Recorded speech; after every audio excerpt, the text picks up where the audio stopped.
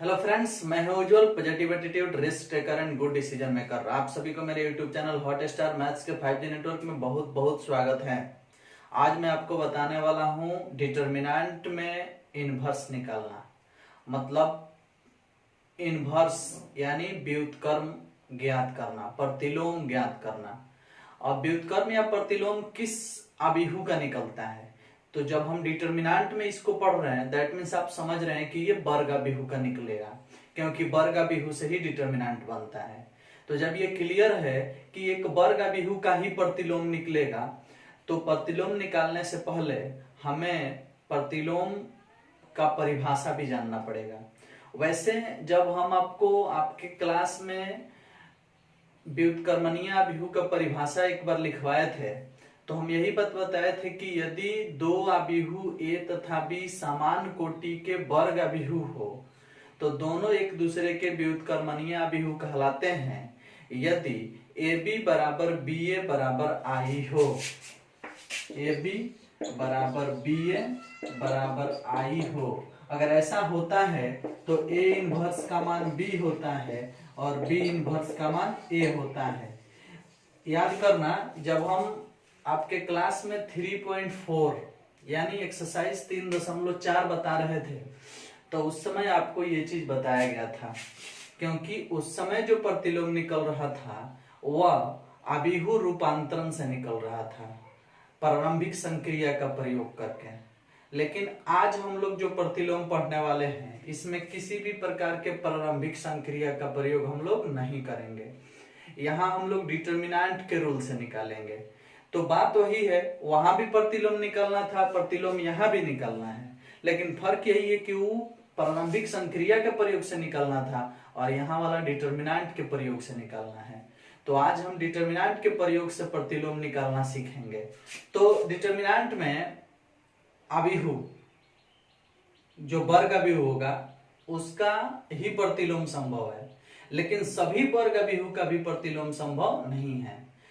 यहाँ जो determinant chapter में जो आके व्युत्क्रमणीय अभिहु और अव्युत्क्रमणीय अभिहु के जो परिभाषा दिया गया है वो किस प्रकार से है, थोड़ा सा ध्यान दीजिएगा।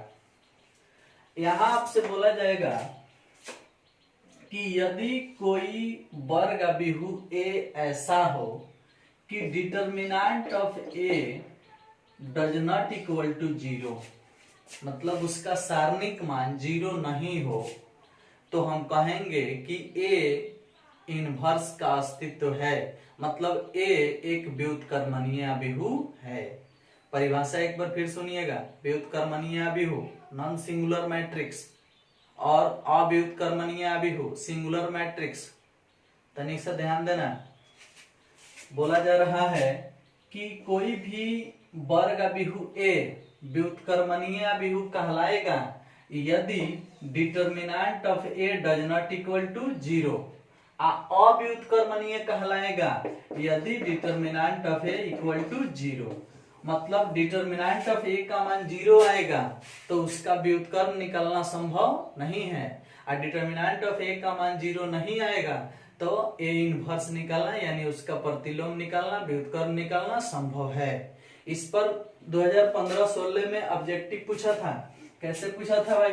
बोला था कि यदि a इक्वल टू 3, 5, 2x एक व्युत्क्रमणीय अभिहु हो, एक व्युत्क्रमणीय अभिहु नहीं हो तो x का मान बताएं। क्वेश्चन पूछा था कि यदि a इक्वल टू इतना एक व्युत्क्रमणीय चाहे एक अव्युत्क्रमणीय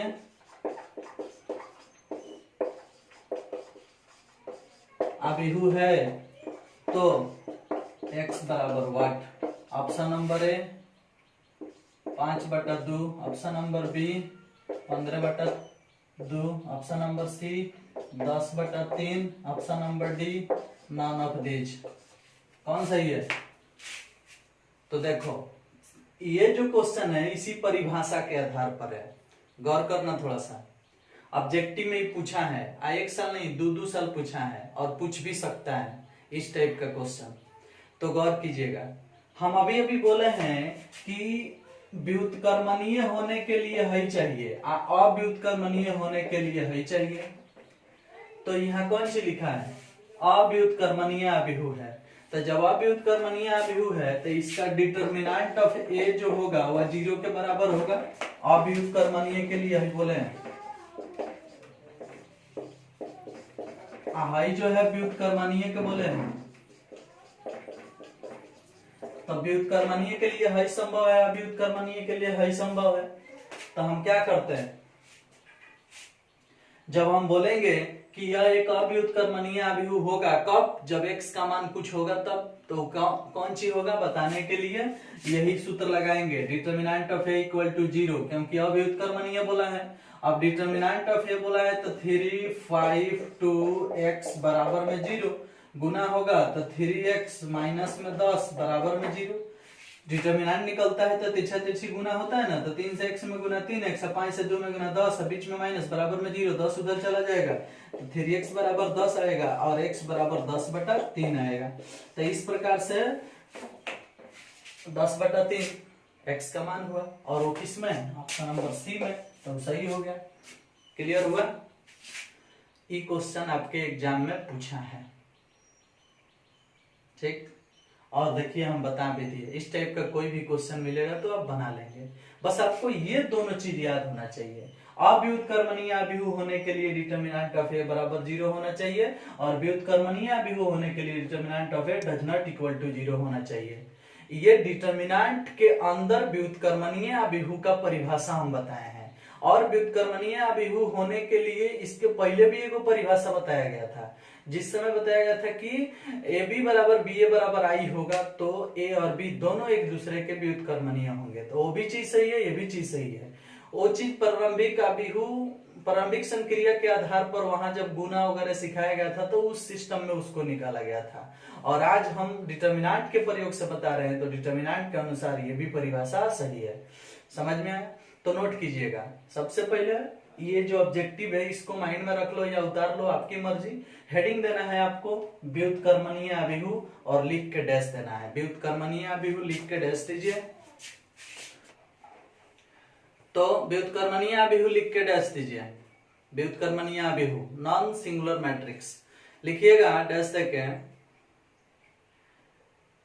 कोई भी वर्ग अभिहु ए व्युत्क्रमणीय अभिहु कहलाता है, कोई भी वर्ग अभिहु ए व्युत्क्रमणीय अभिहु कहलाता है यदि determinant of A does not equal to 0 हो, determinant of A does not equal to 0 हो।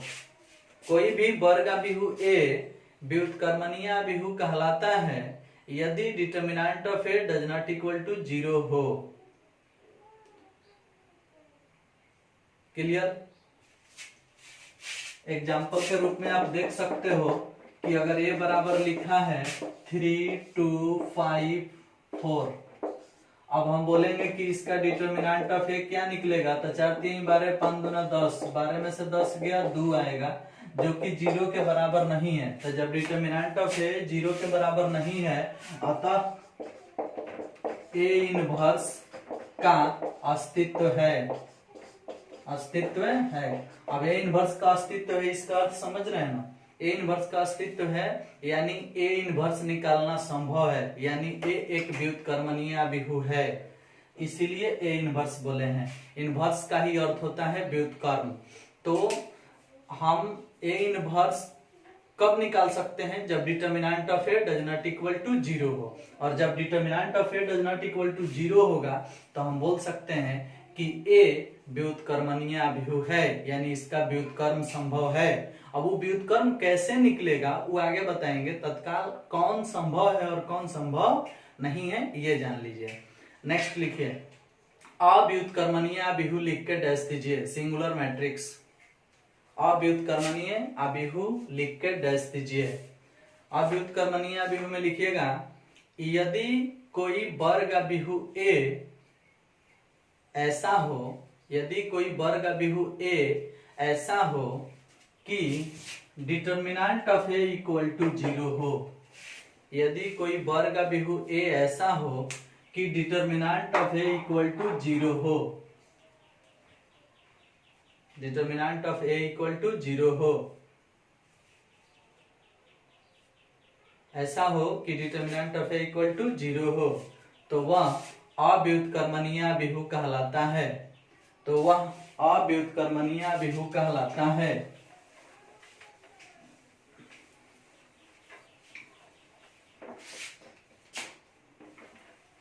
एग्जाम्पल के लिए आप देख सकते हो 5 3 2 0 0 देख सकते हो। अगर हम बोलेंगे कि डिटर्मिनेंट ऑफ ए निकालिए तो 5 से 0 में गुना 0 और 0 से 3 में गुना 0 घटेगा तो आएगा 0, तो डिटर्मिनेंट ऑफ ए का मान 0 हो गया, तो क्या इसका व्युत्क्रम निकलेगा?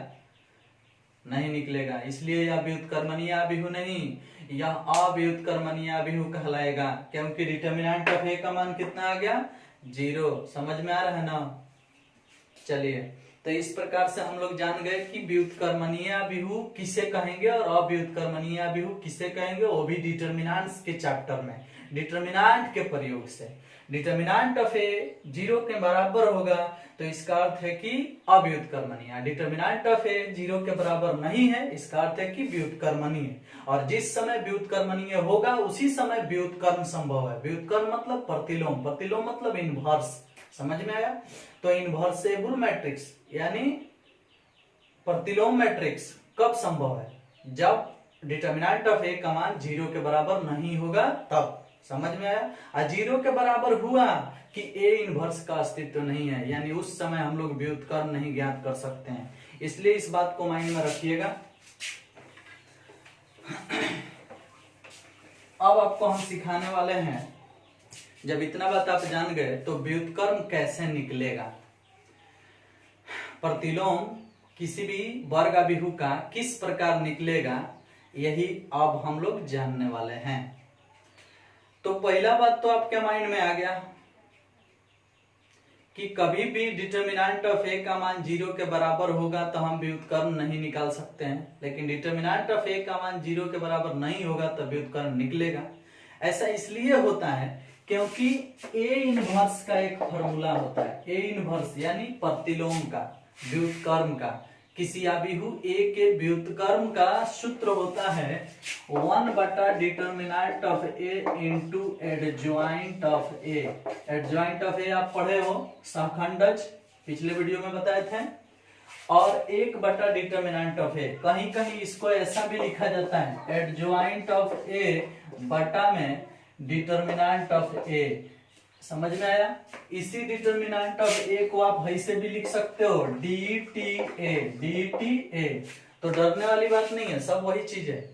तो कहीं ना कहीं इस डिटर्मिनेंट ऑफ ए का जरूरत है, एडजॉइंट ऑफ ए का जरूरत है इनवर्स निकालने में। समझ में आया? तो ए इनवर्स ज्ञात करने के लिए जब डिटर्मिनेंट ऑफ ए की आवश्यकता है तो थोड़ा गौर करो। अगर डिटर्मिनेंट ऑफ ए का मान 0 पुट कर दिया जाए तो 1 बटा 0 मतलब अपरिभाषित, और जब अपरिभाषित होगा तो क्या होगा? संभव होगा? नहीं होगा। इसीलिए बोला गया है कि जब डिटर्मिनेंट ऑफ ए का मान 0 आ जाएगा तो ए इनवर्स नहीं निकल पाएगा, क्योंकि उसके फार्मूला में डिटर्मिनेंट ऑफ ए बटा के नीचे है, वहां जैसे ही 0 पुट हुआ कि कहानी खत्म। हाँ, लेकिन यही 0 के बराबर नहीं होगा, 0 के बराबर नहीं होगा तो यहाँ पुट कर सकते हो, हल निकाल सकते हो। तो इसी के कारण ऐसा कहा गया है कि डिटर्मिनेंट ऑफ ए का मान 0 अगर हो गया तो व्युत्क्रम निकालना संभव नहीं है। हम उम्मीद करते हैं कि आप लोग है सूत्र लिख लिए होंगे, और नहीं लिखे होंगे तो अभी के अभी नोट कीजिए। ए इनवर्स बराबर होता है 1 by determinant of A into adjoint of A. इसी सूत्र के सहायता से हम प्रतिलोम निकालने वाले हैं, तो इसको नोट कीजिए। अब आइए एक क्वेश्चन एग्जाम्पल के रूप में लेते हैं और उसका हम लोग प्रतिलोम निकालते हैं। प्रतिलोम मतलब व्युत्क्रम, व्युत्क्रम मतलब इनवर्स। समझ में आया? तो आइए एक अभिभु ए का ए इनवर्स ज्ञात किया जाए, वो भी डिटर्मिनेंट वाले रूल से। चलिए देखते हैं। क्वेश्चन है कि यदि प्रतिलोम का अस्तित्व हो तो ज्ञात करें। यदि प्रतिलोम का अस्तित्व हो तो ज्ञात करें, मतलब व्युत्क्रम संभव हो तो ज्ञात करें। इसके लिए क्या करते हैं, क्वेश्चन लेते हैं। a इक्वल टू 2 3 4 1 5 2 3 1 2, ये क्वेश्चन ले लिए, ध्यान दीजिएगा थोड़ा सा। आपके बुक में बहुत सारे क्वेश्चन है, ये हम लिए हैं, अपने से लिखते हैं, थोड़ा सा उल्टा पुल्टा दिमाग मेरा चलते रहता है। हम बनाएंगे, हम बताएंगे आपको अपने से एग्जाम्पल देके। a बराबर लिखा है, अगर इसके व्युत्क्रम संभव है तो इसका व्युत्क्रम निकालिए। तो पहले जांच तो करो कि व्युत्क्रम कब संभव है कब संभव नहीं है। गौर करना, हम पीछे आपको सारा चीज लाइन बाय लाइन सिखा के आए हैं। डिटरमिनेंट का मान निकालना, डिटरमिनेंट से माइनर निकालना, माइनर से कोफैक्टर निकालना और कोफैक्टर से एडज्वाइंट निकालना, और आज सिखाने वाले हैं एडज्वाइंट से इनवर्स निकालना। समझ में आया? तो सब चीज यहाँ लागू होगा। डिटरमिनेंट का मान भी निकलेगा, माइनर भी निकलेगा, कोफैक्टर भी निकलेगा, एडज्वाइंट भी निकलेगा, तब जाकर के इनवर्स भी निकलेगा। तो आज सारा चीज हम निकालने वाले हैं, इसलिए ध्यान दो, फोकस इधर। इसके जांच के लिए सबसे पहले आपको निकालना पड़ेगा इसका डिटरमिनेंट। तो डिटरमिनेंट निकालने के लिए एक्सपेंडिंग, तब जाके निकलेगा डिटरमिनेंट ऑफ ए का मान। तो जब बहुत बड़ा सवाल बनाना हो तो लिखने की आवश्यकता नहीं है कि ऑन एक्सपेंडिंग अलोंग ये डायरेक्ट एक्सपेंडिंग करो। देखो कैसे करता हूं मैं। डिटरमिनेंट ऑफ ए का मान निकाल रहे हैं, वैसे आप लिख दोगे, सजा दोगे, आपके पास ज्यादा टाइम है तो और बेटर। नहीं सजाओगे तो मेरे पास टाइम तो नहीं है, हम डायरेक्ट निकाल रहे हैं डिटरमिनेंट ऑफ ए। देख रहे हो? तो डिटरमिनेंट ऑफ ए हम R1 से एक्सपेंडिंग करेंगे, R1 से एक्सपेंडिंग करेंगे तो हम इस 2 के लिए बात कर रहे हैं, तो 2 यहाँ लिख दिए। गौर करना थोड़ा सा, नहीं भी लिखेंगे, इस 2 के लिए बात कर रहे हैं। तो 2 वाला लाइन हट गया, इधर से हट गया, 5 दूना 10, 2 एकम 2, 10 में से 2 गया 8, 8 दूनी 16। आया? नहीं आया? फिर से देखो, इस 2 के लिए बात कर रहे हैं तो हाई वाला लाइन हट जाएगा, हाई वाला लाइन हट जाएगा, 5 दूना 10, 1 दूना 2, 10 में से 2 गया 8, 8 दूना 16। अब इस 3 के लिए बात करेंगे तो 3 के लिए हाई लाइन हट जाएगा, हाई लाइन हट जाएगा, 2 एकम 2, 3 दूनी 6, 2 में से 6 गया -4, -4 3, -12 +12 हो गया। कुछ समझ में आया? एक बार फिर देखो, ये लाइन हटा देंगे, ये लाइन हटा देंगे, 2 एकम 2, 3 दूनी 6, 2 में से 6 हो गया -4, आएगा साइन स्कीम का यहाँ माइनस मिलेगा तो -3 -4 गुना होगा तो +12।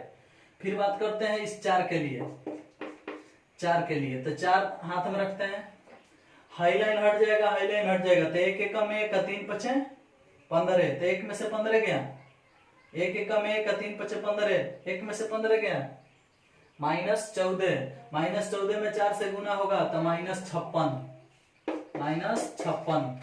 अब इसको हल कर दो, 16 बारे 28, 28 में से घट गया 56, तो घटेगा तो आएगा -28, जो कि 0 के बराबर नहीं है। देख लो, डिटरमिनेंट ऑफ ए का मान 0 के बराबर नहीं आया है, अतः ए इनवर्स का अस्तित्व है, अतः ए इनवर्स का अस्तित्व है। चलिए, जानकारी मिल गया कि यह आबिहू व्युत्क्रमणीय है, इसका व्युत्क्रम निकलेगा क्योंकि हमने इसे एक्सपेंडिंग करके डिटरमिनेंट ऑफ ए निकाला, जिससे -28 आया और हम समझ गए कि यह 0 के बराबर नहीं है, अतः इसका व्युत्क्रम संभव है, और हम लिख भी दिए कि ये इनवर्स का अस्तित्व है। समझ में आया? क्यों है? क्योंकि डिटरमिनेंट ऑफ ए का मान 0 के बराबर नहीं आया है। अब चलो, जब ए इनवर्स का अस्तित्व है तो आपको पता है कि ए इनवर्स निकालने के लिए एडज्वाइंट का मान चाहिए, और एडज्वाइंट के लिए सहखंड चाहिए यानी कोफैक्टर, और कोफैक्टर के लिए माइनर चाहिए। तो हम लोग जब प्रश्न को सॉल्व कर रहे हैं तो माइनर निकालेंगे, फिर कोफैक्टर निकालेंगे, फिर जाकर के हम एडज्वाइंट निकालेंगे। चलिए, तो माइनर निकालना अगर चाहते हैं तो लिखना पड़ेगा M11 M12 ऐसे, M13 ऐसे, बारी बारी से निकालेंगे। M21 M22 और M23 M31 M32 M33। देख भाई, अभी हम माइनर निकाल रहे हैं। इस माइनर के बाद निकालेंगे कोफैक्टर, कोफैक्टर से निकालेंगे एडज्वाइंट, अब तब निकालेंगे ए इनवर्स। मेरा चले, अगर मुझे सिर्फ बनाना होता तो हम माइनर कोफैक्टर नहीं निकालते, डायरेक्ट एडज्वाइंट लिखते। समझ में आया? वो भी चीज आपको हम बता देंगे तत्काल। अभी देखो फटाफट काम करते हैं। 1 1 के लिए बताए हैं तो पहला रो पहला कॉलम हट गया तो 5 दूना 10, 1 दूना 2, 10 में से 2 गया -8 आएगा। इसके लिए बोले थे तो 2 एकम 2 और 3 दूनी 6, 2 में से 6 गया तो -4 आएगा। इसके लिए बोले 1 एकम 1 और 3 5 15, 1 में से 15 गया तो -14 आएगा। इसके लिए बोले थे तो हाई लाइन हट गया तो 2 3 6, 1 चौका 4, 6 में से 4 गया 2 आएगा। इसके लिए बोले थे तो 2 दूना 4 और 3 चौका 12, 4 में से बीच वाले में हाई लाइन हट जाएगा तो चारू कोन वाला बचेगा तो 2 दूना 4 और 3 चौका 12, 4 में से 12 गया -8 आएगा। फिर इस पर पहुंचते हैं तो हाई लाइन हट गया तो 1 दूनी 2 और 3 3 9, तो 2 में से 9 गया तो -7 आएगा। फिर जब ये हो गया तो यहाँ पहुंचते हैं। इसके लिए हाई लाइन हट गया तो 2 3 6 और 5 चौका 20, 6 में से 20 गया -14। फिर इसके लिए पहुंचते हैं तो हाई वाला लाइन हट जाएगा, हाई वाला लाइन हट जाएगा, 2 दूना 4, 1 चौका 4, 4 में से 4 गया 0। और फिर इसके लिए बोलते हैं तो हाई लाइन हट गया तो 5 दूना 10, 1 3 3, 10 में से 3 गया 7, ऐसा आएगा। इका हम निकाले माइनर। अब इसके सम वाले का सेम अब विषम वाले का चेंज करके निकाल देते हैं कोफैक्टर। अब इसी प्रकार से कोफैक्टर निकालेंगे तो आगे लिखना पड़ेगा। चलिए, तो माइनर हो गया, कोफैक्टर निकालना है तो कोफैक्टर निकाल के उसको सजाना पड़ता है। तो कोफैक्टर निकालने के लिए हम एक काम करते हैं, डिटर्मिनेंट ऑफ ए का मान -28 याद कर लेते हैं। डिटर्मिनेंट ऑफ ए का मान -28 याद कर लेते हैं, क्योंकि हम बोर्ड मिटा देंगे तो बाद में कहां से आएगा। तो याद हो गया कि डिटर्मिनेंट ऑफ ए का मान -28 आया था। वैसे ही काम हो गया, यो काम हो गया। अब हमें कोफैक्टर चाहिए। अब चलिए, इतना चीज निकला है, अब हमें काम करते हैं, इसका निकाल लेते हैं हम लोग कोफैक्टर, यानी A11 A12 A13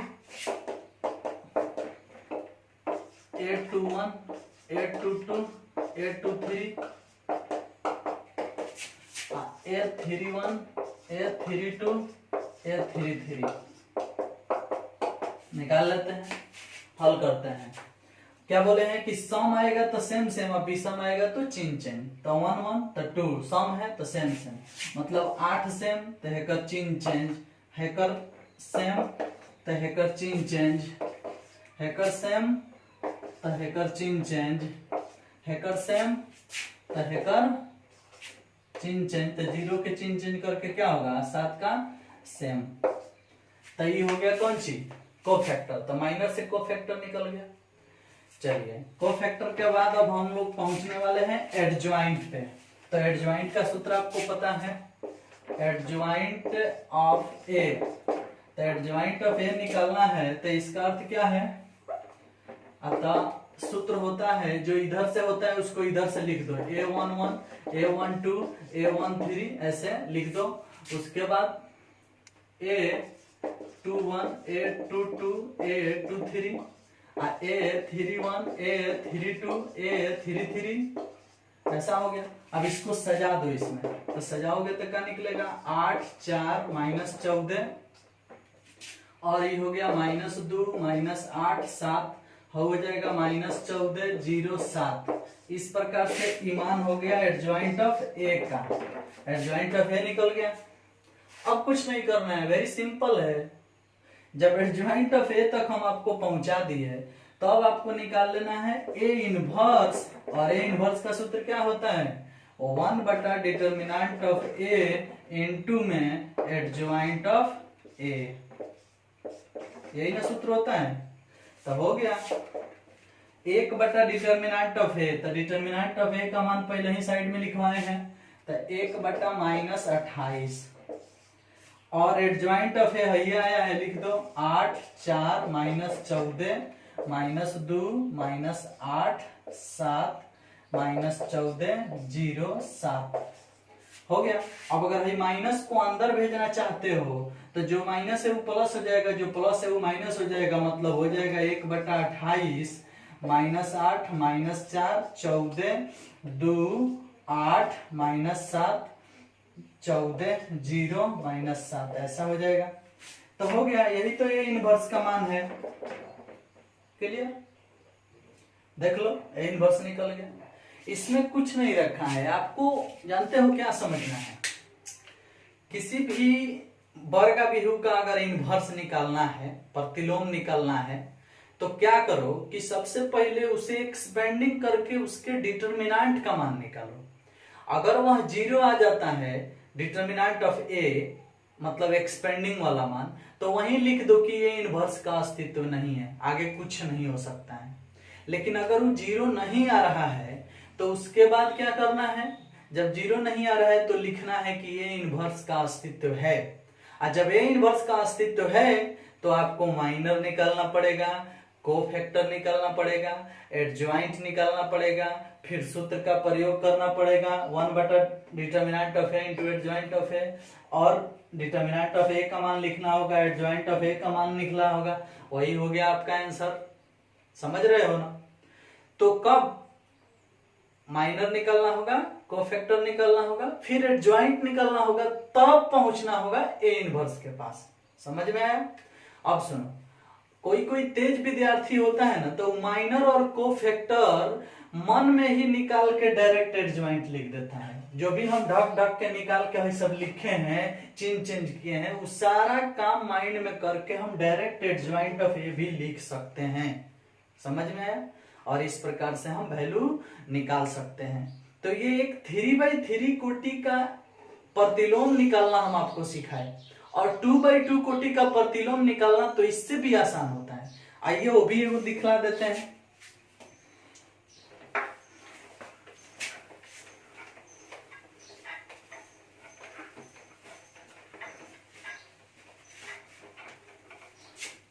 देखिएगा, गौर कीजिएगा, अगर a बराबर लिखा है 3 4 2 3, देखो तो कहा जाए कि इसका a इनवर्स निकालो। तो देखो a इनवर्स निकालने के लिए पहले आपको डिटर्मिनेंट ऑफ a चाहिए फर्स्ट ऑफ ऑल। तो डिटर्मिनेंट ऑफ ए निकालोगे तो 3 3 9 2 4 8, 9 में से 8 जाएगा तो कितना आएगा 1, जो कि 0 के बराबर नहीं है। और जब 0 के बराबर नहीं है अतः ए इनवर्स का अस्तित्व है, ए इनवर्स का अस्तित्व है, ऐसा बोल सकते हो। और जब ए इनवर्स का अस्तित्व है तो अब चाहिए माइनर, फिर चाहिए कोफैक्टर, फिर चाहिए एडज्वाइंट, तब जाके लिखेंगे सूत्र और सवाल बन जाएगा। तो इसका माइनर निकालो, M11 M12 M21 और उसके बाद M22, 4 गो है, 4 गो सदस्य है तो चारों का माइनर लिखो। 3 के लिए हाईलाइन हट गया तो है 3, इस 4 के लिए हाईलाइन हट गया तो है 2, इस 2 के लिए हाईलाइन हट गया तो 4, और इस 3 के लिए हाईलाइन हट गया तो है 3। अब इसका कोफैक्टर निकालो, A11 A12 A21 A22। तो कोफैक्टर में साइन स्क्रीन चेंज होता है, सेटिंग होता है, ये सेम के सेम हो जाएगा, इसका चिन्ह चेंज हो जाएगा, ये सेम ये भी चेंज हो जाएगा और ये उतर जाएगा, क्योंकि जिसको जोड़ने पर विषम आ रहा है उसका चिन्ह चेंज हो रहा है। जैसे 1 2 3 3 एक विषम संख्या है तो 2 का चिन्ह चेंज, 2 1 3 3 एक विषम संख्या है तो 4 का चिन्ह चेंज, लेकिन 1 1 2 2 एक सम संख्या है तो सेम 2 2 4 4 एक सम संख्या है तो सेम उतर गया। अब भाई जो आया है इससे हम निकाल लेंगे एडज्वाइंट। तो अब एडजॉइंट ऑफ ए पूछा जाएगा तो सूत्र होता है A11 A12 A21 A22। मतलब जो चीज इधर से होता है उसको इधर से लिखना है 11 12। तो सेटिंग कर दो। 11 का मान कितना है 3 और 12 का मान कितना है -2, 21 का मान कितना है -4 और 22 का मान कितना है 3। देख रहे हो, लिख दिए। हाई जो आया है यही है adjoint of A. Adjoint of A निकल गया, जो कि हम आपको पिछले वीडियो में बताए भी हैं कि एडजॉइंट ऑफ ए अगर एक नंबर में पूछता है निकालने के लिए तो कुछ नहीं करना है, हाई वाला है जी, हाई वाला है जी, एकर एकर चिन्ह बदल दो। देखो वही काम हुआ है, 3 गया है यहाँ, हाई 3 आया है यहाँ, 4 और 2 के चिन्ह बदल गया है। देखो, तो ये चीज डायरेक्ट निकालना भी सिखाया गया है आपको, लेकिन यहाँ डायरेक्ट नहीं निकाल रहे हैं क्योंकि अगर 2 नंबर में ही पूछ देगा प्रश्न तो आपको इतना बनाना पड़ेगा। वैसे हम डायरेक्ट निकालना भी सिखाएंगे। अब जब ये एडजॉइंट ऑफ ए हो गया तो ए इनवर्स का सूत्र ये ना होता है 1 बटा डिटर्मिनेंट ऑफ ए इनटू में एडजॉइंट ऑफ ए। बोलो, यही ना सूत्र होता है। तो 1 बटा determinant of A, determinant of A का मान कितना आया है 1, तो 1 बटा 1 हो गया। तो ये लिखने की आवश्यकता नहीं है। डिटर्मिनेंट ऑफ ए का मान जब 1 आया है तो 1 बटा 1 लिख के क्या होगा, 1 बटा 1 हट जाता है, खाली एडजॉइंट ऑफ ए ही इसका आंसर होगा। 3 -4 -2 3। समझ में आया? तो हाई जो आया है यहाँ 1 बटा 1 होने के कारण हाई हट गया है, लेकिन कुछ और आया होता है यहाँ पे तो वो चीज लिखना पड़ता। समझ में आया?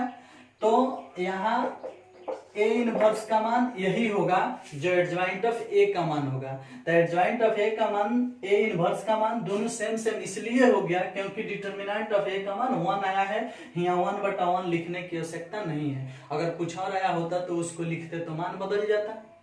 अब देखो, तो इसका अगर डायरेक्ट ए इनवर्स निकालना होता ऑब्जेक्टिव में, एक नंबर में यही बात पूछा होता, तो इतना चीज हम नहीं बनाने जाते भाई। क्या करते, सीधे सीधे हल करते। 3 तिरिका 9, 2 चौका 8, 9 में से 8 गया 1, तो 1 बटा 1 सीधे हो गया।